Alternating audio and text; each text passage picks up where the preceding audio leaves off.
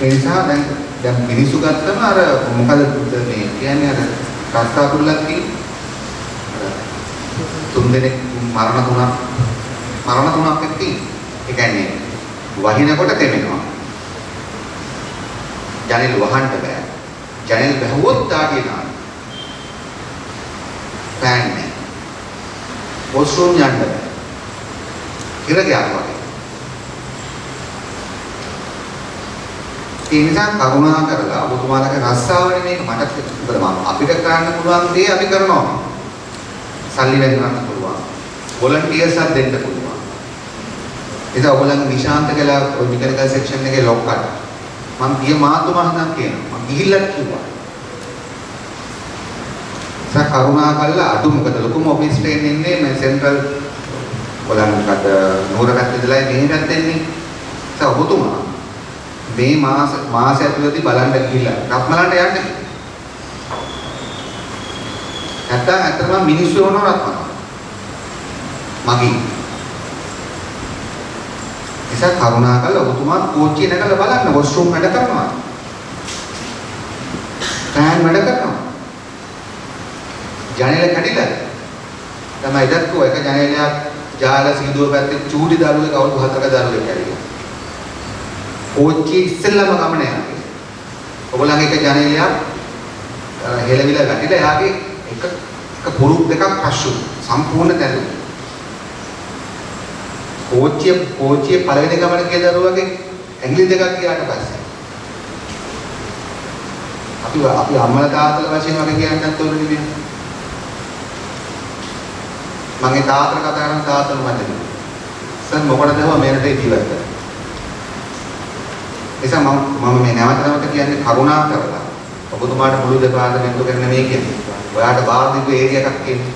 ඒක ප්‍රධාන ඔෆිස් එකේ යනවා ගාල්ලා බලන්න. ඒ වගේ මාසයක් ඇතුළත ඔබතුමා කුමන හෝ සර්විස් එකේ අප්‍රේෂන් එකක් කරන්න ඕනේ. හරිද? ඔයා මොනවාද කරන්න යන අප්‍රේෂන් එකේ කොටස් තමයි මම කියන්නේ. වොෂ්රූම්, ජනෙල්, තමගත ෆෑන්ස්. ඒක ඔයා මොනවද කරන්නේ? ඔයා කරගන්න මොකද්ද කියන එක ඔයා මට දවස් 3කින් කියන්න. හරි මගේ නම්බර එක ගන්න. ඔයා මට WhatsApp කරන්න කවුරු කරාවෝ. එසා දුම්රිය දෙපාර්තමේන්තුවේ තියෙන අදාළ ඔක්කොටම කියන්නේ සර්විස් එක දෙන්න බැරි නම් යන්න. කරුණාකරලා අසලයි. ප්ලීස්. මම මිනිස්සුන්ට අඬනවා නෑ. මම මිනිසුන්ගේ සමාව ගන්න එකේ සීමාවක් නැහැ දුක්ගේ. මොකක්ද කරන්නේ? ඔයගොල්ලන්ගේ ඥාති ඔක්කොම යන්නේ මර්සිඩීස් වලද? දුම්රියේ ලොක්කන්ගේ දරුවෝ නෝනලා කවුරුත්ම යන්නේ නැද්ද කෝච්චිය? ඒගොල්ලෝ මර්සිඩීස් වල යන්නේ. කලුතරට අදාළ වුණ නිසා නෙමෙයි කොල්කට අදාළයි. නිසා කරුණාකරලා හතර දෙනෙක් කොහෙද ඇවිල්ලා දුම්රියේ මේක සීරියස් ගන්න. නැත්තම් යන්න අධිනායකතුමා කිව්වා ඉන්න බෑ කරන්න ගන්න ප්ලීස් යන්න. මේ අන්තිම වෝනින් දෙන්නේ. පිටතල තියෙන අපිට තේන්න අපි පිළිගන්න. ආණ්ඩුවලින් කරපු වැරදි තියෙනවා, ඉලදාරින් බඳවගෙන නැහැ, සල්ලි දීලා නැහැ ඔක්කොම. නමුත් දැන් අපි ඔක්කොම වෙනස් කරන්නේ. අපිට 100ක ප්‍රෝග්‍රස් එකක් වෙන්නන්නේ නැහැ දුම්රිය දෙපාර්තමේන්තුවේ. ඔබතුමාට දෙන සල්ලිත් අපි මෙන්න දෙපාර්තමේන්තුව වෙන් කරනවා වේදන් කරනවා. දුම්රිය දෙපාර්තමේන්තුව කරපු නේද ඒකන් තුන. මිලියන් 3500ක් අපි වෙන දෙපාර්තමේන්තුව දුන්නා. ෆෑන් එක නැහැ. වොෂ්රූම් එක නැහැ. ඊට පස්සේ මොනවාද ඔය ජෙනටික් හදන්නේ. ඒගොල්ලෝගේ බ්‍රිජර්ස් පරණ කියලා අපි ආර්.ඩී එක ලැබුවා බ්‍රිජර්ස් හදනවා. අවුරුදු 3ක් දුම්රියට දුන්නා නිව් කැලණි බ්‍රිජ් එකේ ළඟ තියෙන කළු පාලම ඕචි නතර කළා ඔයගොල්ලෝ යන අවුරුදු 3ක් තිස්සේ මේන් ලයින්.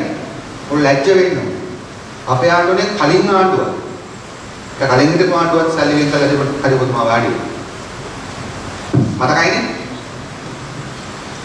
no chance. ඊළඟට හරිපොතුමා වාඩි. right? මම දුවට මාක දෙයක් කරන්න. හතර දෙනා.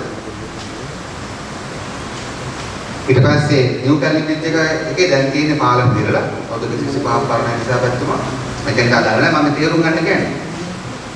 ඒකේ කෝච්චි දෙකක් එකපාර යන්න බෑ. මේන් ලයින් එක. නතර කරන් කර යන්න. අවුරුදු 3ක් ආණ්ඩුවේ සල්ලි වෙන් කරන හදන්න. තාම හදන්න තියා ප්‍රොක්ලමන්ට් එක ඉවරයි.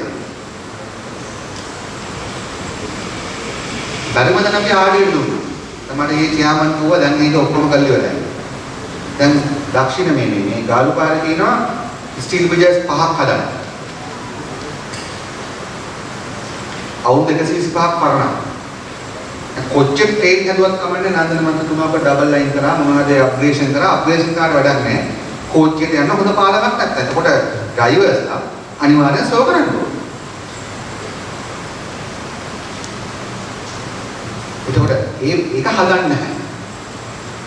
ඒක ඔයගොල්ලෝ මොනවද කොච්චර ලියුම් ගහලා තියෙනවද එහෙනම් ඔයගොල්ලන්ගේ පැත්තේ මේ කෝච්චි ස්ලෝ වෙනවා මේ බ්‍රිජස් වීක් නිසා මොනවද ඒකට ඔයගොල්ලන් කරපු ස්ට්‍රගල් එක? දකුණු පළාතේ කෝච්චි බාරයන්. මම එකයි කියන්නේ කරන්න බැරනම් ජනාධිපතිතුමා කියපු දේ මම රිපීට් කරන්නේ. ඔයගොල්ලෝ නැතුව අපිට කරන්න ආස නැහැ. කරන්න නැත්නම් ප්ලීස් යන්න. හරි. සෝරි. අපි අවසන් කරමු.